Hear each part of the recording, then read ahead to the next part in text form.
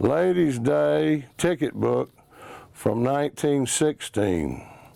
That's a year away from being 100 years old. That's the original spitball, slippery elm, is what they originally put on their hand for spitball. Are the balls from players that have gone through here, or is this just a... For a good while, I had a collection going of guys that would, when they were, the last game they played, here's Alex Rodriguez, and behind it is the ticket for the last game he played in a Jacksonville Suns uniform. But I got a lot of guys like that, and then I finally gave up on that. How are you going to clean this thing out? Well, I'll tell you, it's going to take a while, isn't it? It really will. You know, Marty Scott, with the director of minor league operations for the Marlins, he said, be sure and call me the week before. He said, I want to come up here with you because you're going to find so much stuff you forgot you had when you start cleaning this place out. And he's probably right. But I'm looking for a place right now to where we can put it. I'd like to start some kind of a Jacksonville baseball museum or the Peter Bragan Museum or whatever to, you know, put a lot of this stuff out and put it on display where people can come see it. It's interesting to hear you talk about that, just the vision of maybe like a museum or something.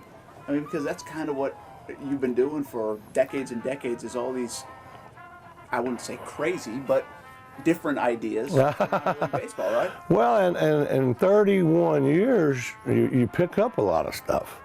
And I'm just a rat pack. I get it, I guess, naturally from my mother, and I never throw anything away. And, you know, I've got, in that corner, I got, I think, one of everything we've ever given away, or if not there, over here behind the door.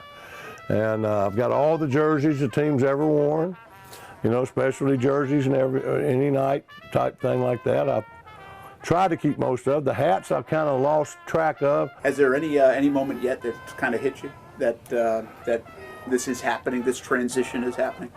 Yeah, I mean, you know, every time every game now, I've been doing the dancing, Pedro's last dance. So anytime I think about that, I do. You know, last night I was dreaming. I was with Daddy. I had Uncle Robert there and Uncle Snoops, and we were in a big building, like trying to figure out how to lay out the Bragan Museum. So, you know, I mean, I'm thinking about it all the time and what we're going to do. But yeah, the next few months are going to be crazy.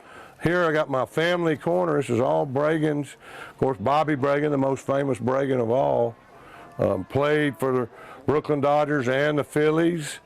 Went up for the Phillies in '39, and then managed in Cleveland, and Pittsburgh, Milwaukee, and Atlanta. So Uncle Bobby, and he's really, we called him Uncle Robert, but he was Bobby Bragan to the whole world of baseball. How about people who walk by, that maybe outsiders, do they get stuck in here? Yeah, they love to come in. You know, people will say, oh, if we go early, we can go in there, maybe we can get it back here and see Bragan's office. You know, somebody will have a friend from out of town, a friend of mine, or acquaintance anywhere, or a fan that's been coming a lot, and they've seen it, so they'll have a friend from out of town that likes baseball or something, and they always want to bring them by, and I'm happy to share the stuff that I've got, you know, really. That's awesome. This one is one my daddy got in the 30s. He was a teenager, and Bobby was playing for the Phillies, so Bobby got one of those left-handed outfielders to send it. He sent it to my dad in Birmingham, and we made it the model for the Bragan Award that we do for high school players. 47 World Series, my dad went to it. And in fact, he even scored a little bit in this one.